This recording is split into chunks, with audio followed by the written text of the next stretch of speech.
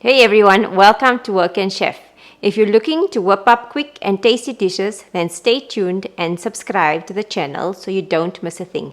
In today's video, you will learn how to bake a chocolate Swiss roll filled with fresh cream and topped with a chocolate sauce. So let's begin.